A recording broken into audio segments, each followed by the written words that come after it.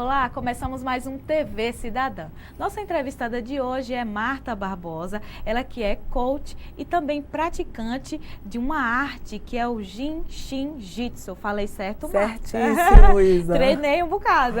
Você que me falou ensinou. direitinho. Marta, bem-vinda aqui ao nosso programa. Obrigada. A gente quer saber primeiro sobre esse seu trabalho de coach. A gente vê que o trabalho dos coaches estão crescendo cada vez mais, né? No mundo inteiro, no Brasil. E aí a gente tem aulas, palestras, cursos. E como é esse seu trabalho? Como que começou e por que você consegue desenvolver pessoas? Eu fico muito feliz, né, em estar aqui compartilhando com você um pouco desses ensinamentos. Eu vivo coaching desde a infância. Hoje a metodologia, que já há alguns anos, né, foi incorporado na minha vida, trouxe uma forma diferente de obter resultados. Mas o caminhar com coaching é a atitude. Então eu sempre tive uma atitude muito proativa na minha vida. Então a metodologia trouxe ferramentas, trouxe possibilidades de mostrar novos caminhos. E eu faço isso de um lugar sem julgamento, de acompanhar, de chegar junto do cliente na sua necessidade. Então, eu atendo hoje desde adolescente até a maioridade. E aí cada pessoa vem com a necessidade, às vezes na qualidade de vida, às vezes com foco na carreira, no desenvolvimento de mercado. E eu acredito que o ser é o todo, né? A gente não vê partes, a gente trabalha com esse todo. Então, as ferramentas podem ser várias, diversas, filmes, vídeos, próprios formulários, e a gente vai sistematizando, criando tarefas e trazendo o comprometimento do coach, no caso da pessoa, para que ele cresça, para que ele se desenvolva dentro do seu ritmo, mas impulsionando ele para trazer um novo resultado. É um termo que não é brasileiro, né? Para quem não entende, o que significa a palavra coach? É muito boa a sua pergunta. O coach o termo veio do cocheiro. É aquele que leva a carruagem, né? Aquele que orienta, que mostra o caminho. Surgiu nos Estados Unidos, o Timothy Goen, eu fiz o curso com ele há 2 anos atrás, sou o criador. E ele ficava impressionado como é que pessoas tão boas, tão competentes na área de tênis, porque ele era instrutor de tênis, não conseguiam fazer os pontos necessitados. Tecnicamente eram bons, mas não conseguiam fazer. E ele foi estudar o que acontecia nessa mente. E ele foi para Harvard, estudou, desenvolveu esse programa e começou a aplicar nos coaches que eram alunos. E começaram a ganhar, começaram a perceber. E aí ele identificou que dentro da gente tem o Self 2 e o Self 1. O Self 1 é o autossabotador. É aquele que vai dizer, Isa, você não vai conseguir, você não tem como chegar junto, você tem essas dificuldades. E o Self 2 não, Isa, você vai sim, você já superou tantas coisas. E qual é o que vai ganhar? O que é o alimentar. E aí ele desenvolveu ferramentas para isso. E hoje está em todo o mundo, no Brasil há muitos anos. Temos várias escolas, eu fiz 3 escolas, sou uma estudiosa, né? Uma coisa que eu gosto é da pesquisa, da ciência. Estou indo agora em julho para São Paulo, assistir o José Roberto. Em agosto eu estou indo assistir o Tony Robbins, que é o maior coach do mundo. E a ideia é essa, a gente está sempre se atualizando e trazendo o que tem de bom lá fora para o nosso estado. Tem a ver também com se autoconhecer, tentar, né, buscar aquilo que está preso ali na sua mente? Completamente. A busca do autoconhecimento é o grande salto. A partir do momento que eu me conheço, eu sei quais são as minhas deficiências e o que eu tenho de bom. Eu vou honrar, celebrar o que eu tenho de bom, mas vou também trabalhar as minhas dificuldades. E aí, a partir dessas dificuldades, eu vou superando, não tem quem segure. Eu acho que o coach deve estar também super atualizado, porque o nosso mundo muda muito rápido. Costuma-se dizer que hoje em dia as pessoas não passam mais de 10 anos numa mesma área, por exemplo, ou sempre tem que estar mudando, não conseguem ficar, por exemplo, no emprego tanto tempo. E aí tem que mudar alguns pensamentos, não é, Marta? É verdade. Eu venho da década de 80, eu já trabalhava desde muito cedo, e antigamente era um paradigma, quanto mais tempo numa empresa, melhor profissional. Mas aos 20 e poucos anos para cá, isso já mudou completamente. Isso não quer dizer que você não possa ficar ou permanecer numa mesma empresa, mas você pode galgar novas áreas. E nós temos muitas habilidades, muitas competências. Se a gente consegue juntar, agrupar essas competências em diversas possibilidades, não tem quem segure. Então você pode ser um bom professor, pode ser um bom consultor e pode ser um bom profissional, um bom empreendedor, um empresário. Em uma área específica você tem vários nortes, várias vertentes. E é essa potencialidade que a gente vai mostrando com dicas. E aí a experiência do coach e do coach é muito importante para orientar no caminho que traga esse resultado interessante. Pois é, aí a gente já tem um exemplo como você é da área de letras, né? Isso que também é uma área que ensina as pessoas, que educa, né? Isso. Que realmente guia as pessoas. Muito boa a sua fala. As pessoas sempre perguntam, você é administradora? Você é psicóloga? E eu sempre digo não, são duas áreas que eu admiro, amo muito, até porque eu trabalho com planejamento estratégico, é uma área que eu amo, marketing também.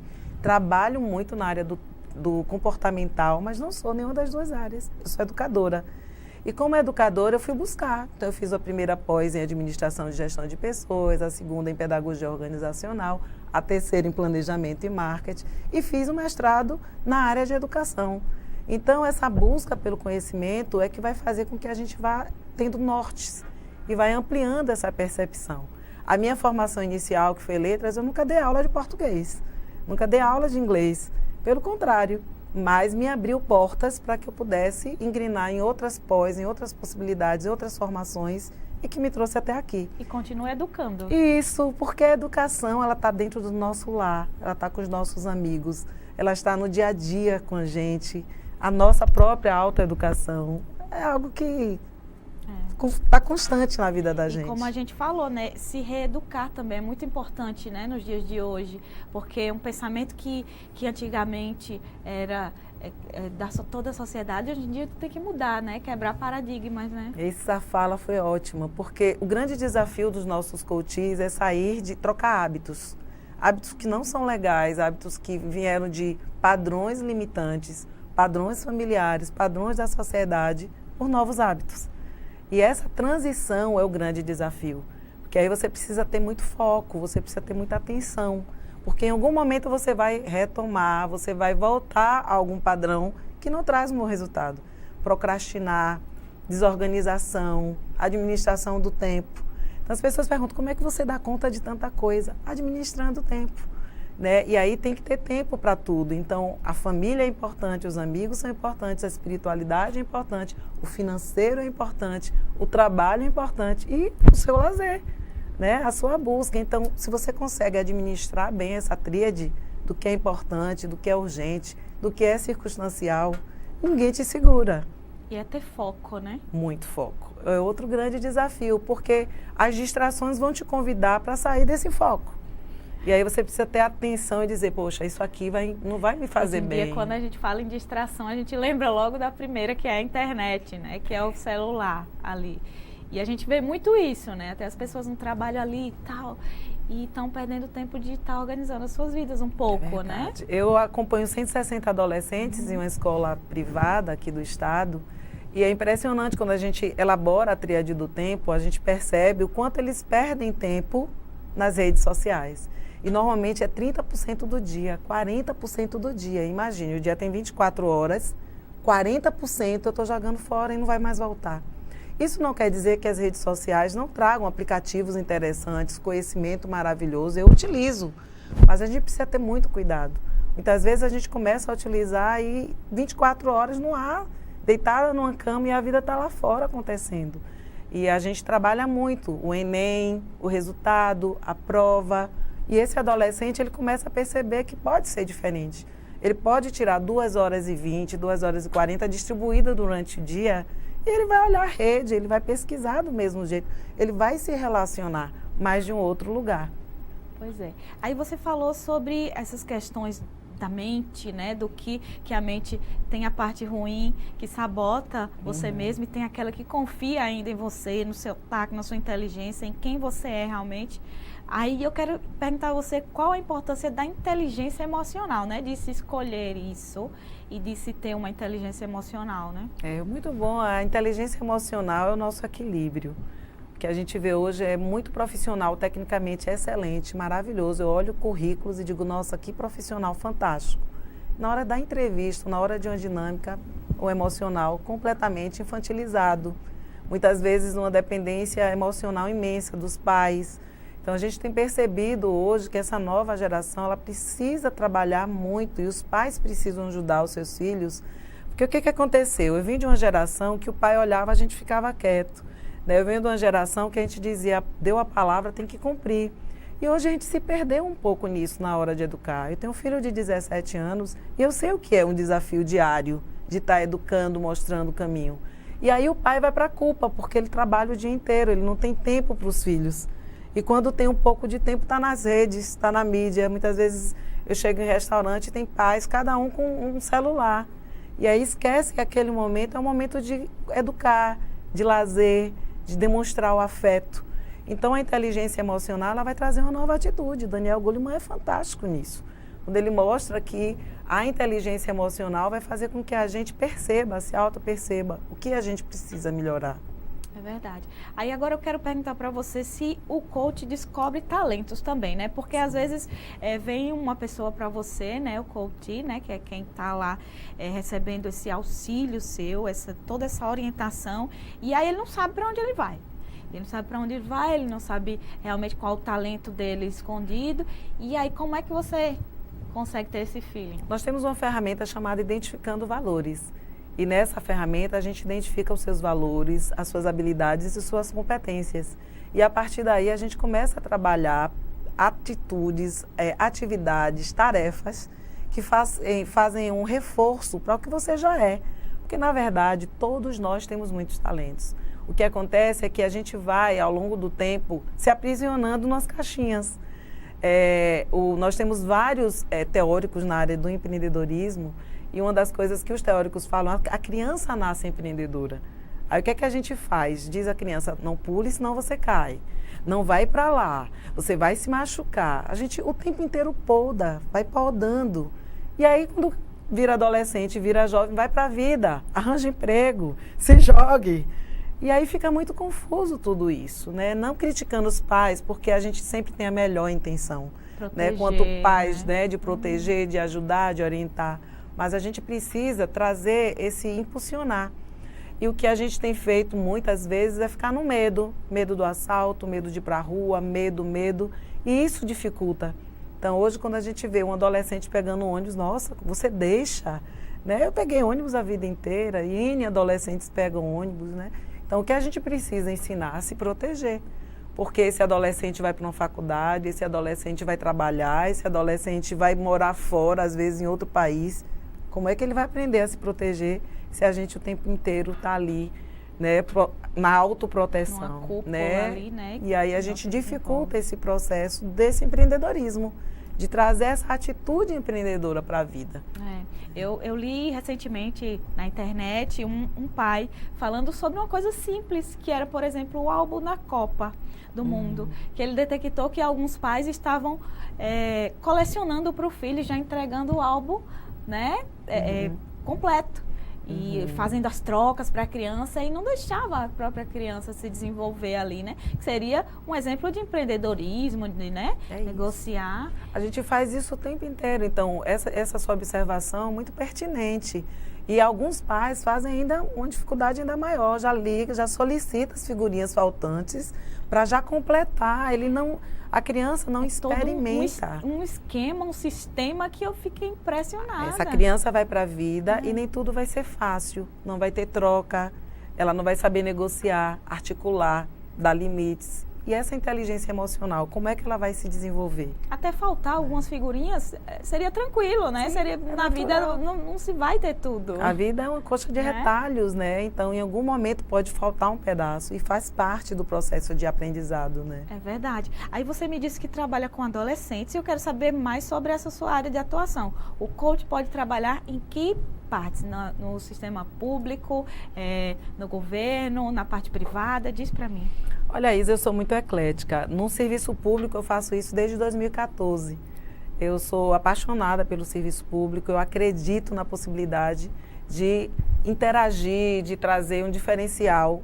Muitas vezes a gente leva para o privado e no público a gente deixa a desejar.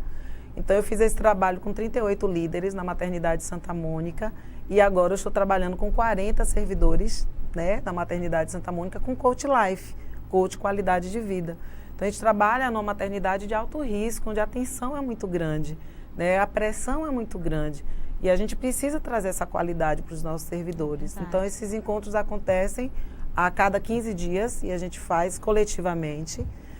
Com adolescentes eu trabalho individualmente e coletivamente também em algumas escolas, né? No caso, eu trabalho com família também lá em Aracaju.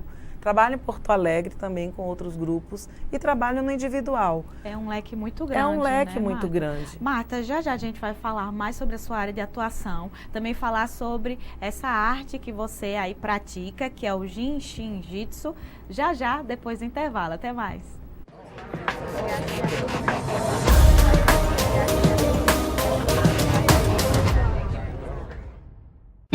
A AIDS não tem cura, mas tem tratamento. Por isso é tão importante descobrir se tem o vírus ou não. Porque se você inicia o tratamento, tão logo descobre que é portador do vírus HIV, você tem a possibilidade de não desenvolver a doença. Procure uma unidade de saúde, faça o teste. Ele é rápido, gratuito e seguro. Cuide de você, cuide de quem você ama.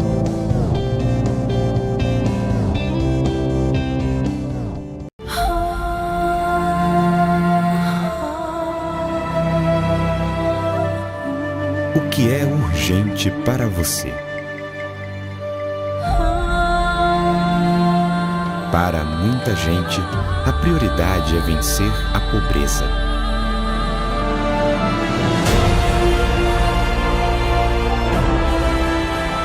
A LBV faz demais pelas crianças, né? Muito obrigada de cuidar dos meus netos, da educação que eles necessitam. Que nunca desiste de ajudar o LBV. Que tudo vai dar certo e a gente vai vencer. Não tem quem quebre essa corrente.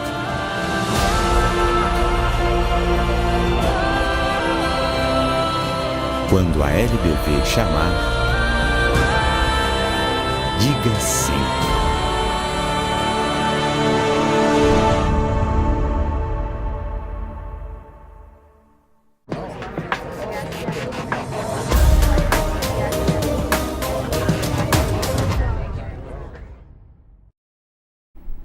Estamos de volta com o nosso TV Cidadã, com ela, Marta Barbosa, que é coach e praticante de uma arte chamada Jinshin Jitsu e também trabalha com florais.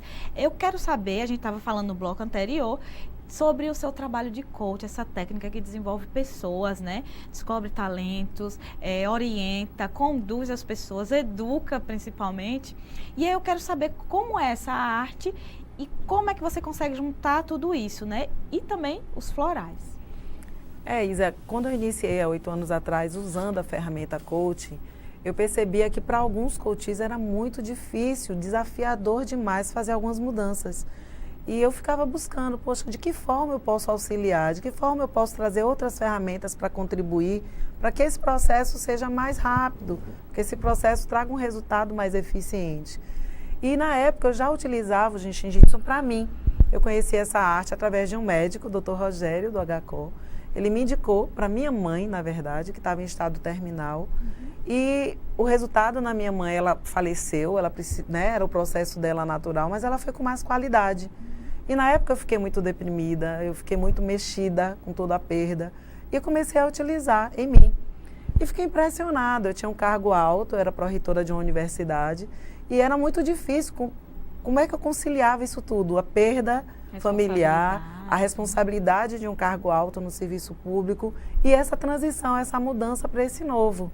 Né? Saindo de um relacionamento anterior, entrando em um novo relacionamento. Então, foi um momento de muita transição na minha vida. Então, quando o Jinshin Jitsu eu aprendi, eu disse, meu Deus, é possível se harmonizar segurando cada dedinho.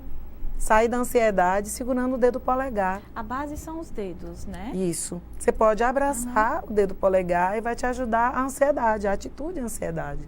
Você pode abraçar o dedo indicador e vai te ajudar os medos. Medo de falar em público, medo de assumir um novo cargo, medo de elevador, medo do escuro. Qualquer tipo de medo. O dedo médio, nada mais do que raiva, né? A gente já utiliza em alguns momentos de raiva. Abraçar o dedo médio vai ajudar bastante a atitude de raiva. O dedo anular vai ajudar na atitude de tristeza, melancolia, depressão. Foi o que eu mais usei na época que eu conheci. E o dedo mínimo vai ajudar e vai auxiliar a gente fazer escolhas, sair das máscaras, cuidar dessa pretensão, faço ou não faço, o que é que eu escolho para a minha vida.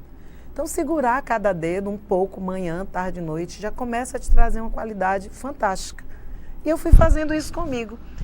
Quando eu fui para o coach, eu disse, vou ensinar para os meus coaches. Só que a gente tem essas duas possibilidades de ensinar os pontos e pode também aplicar na maca.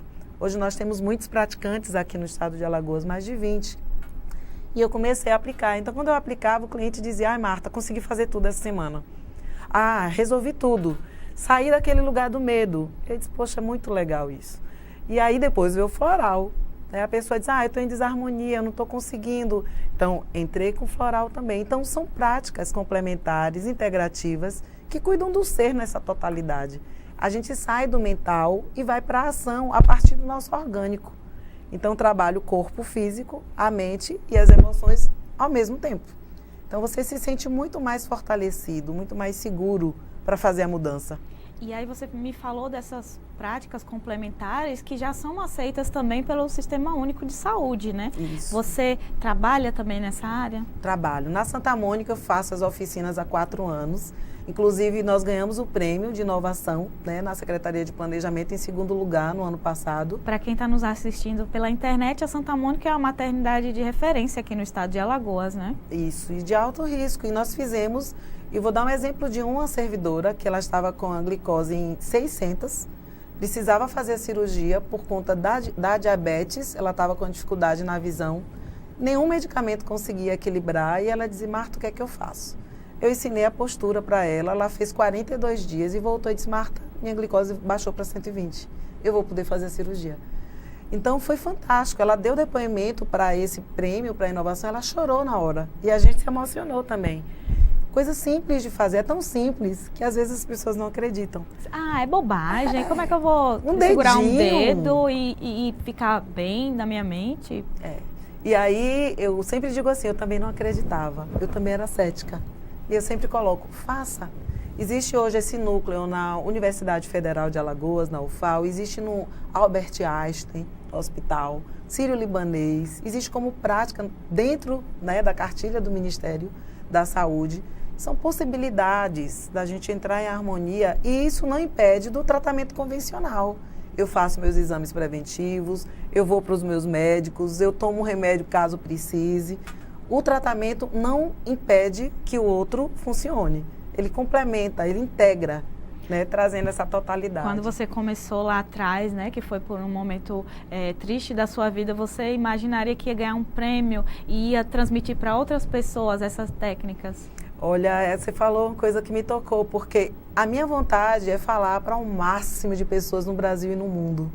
Quando eu descobri que eu podia ficar sem 9 medicamentos, que eu podia harmonizar minha tireoide, minha pressão alta, todas as dificuldades que eu tinha na época, nódulos na mama, tudo isso foi embora.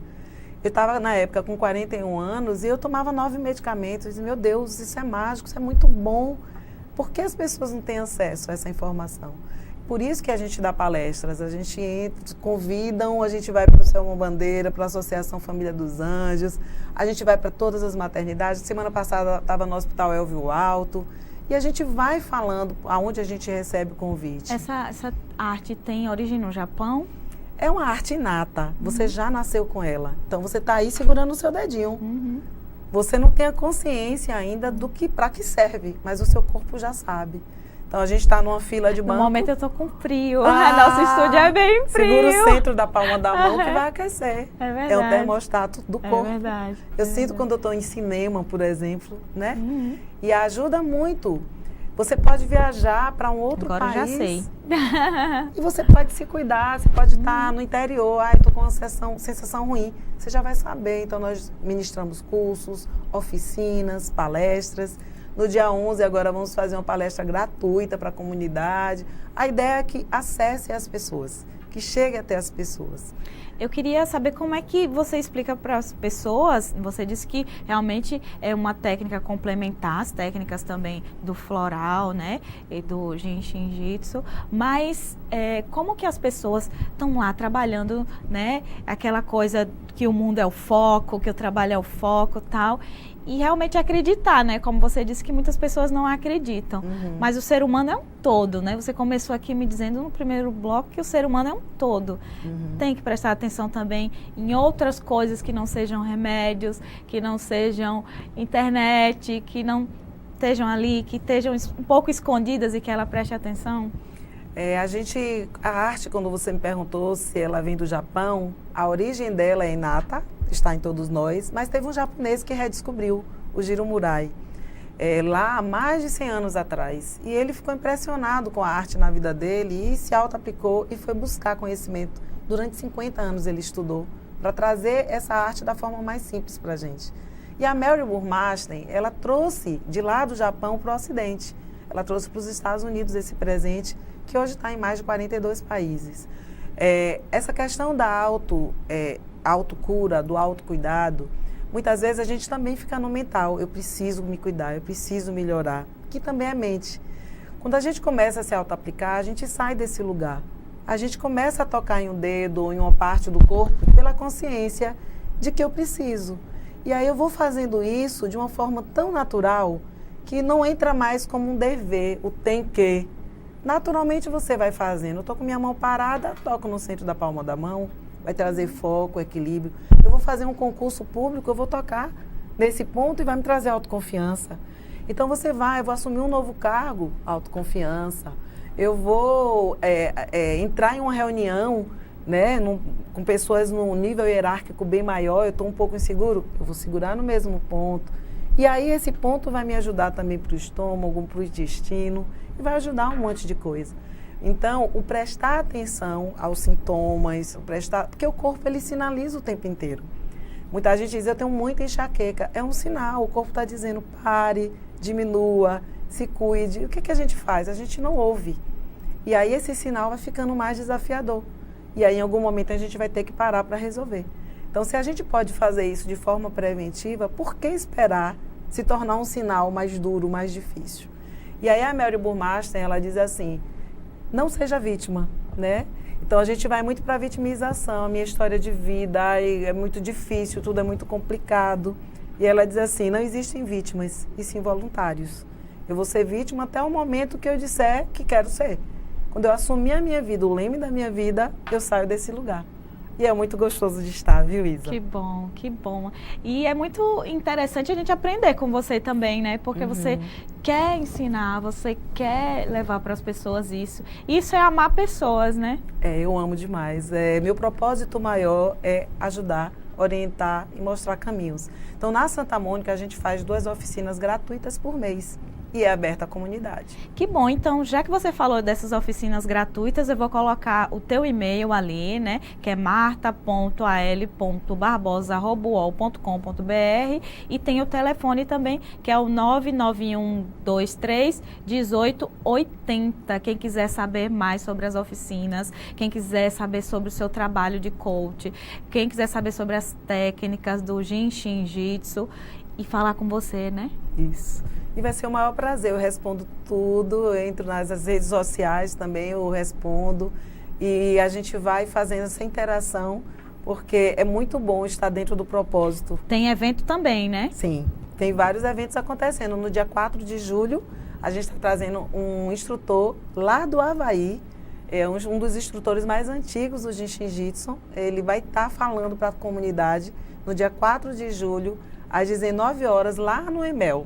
Né, lá no Magistrado, lá pertinho do SESMAC, lá em cima. Que bom, então todo mundo comparecendo, obrigada por sua vinda aqui, Marta, parabéns pelo seu trabalho, pela sua luz aqui, que está no nosso estúdio todo mundo sorrindo com o seu sorriso, e obrigada também, telespectador do TV Cidadã. Até mais.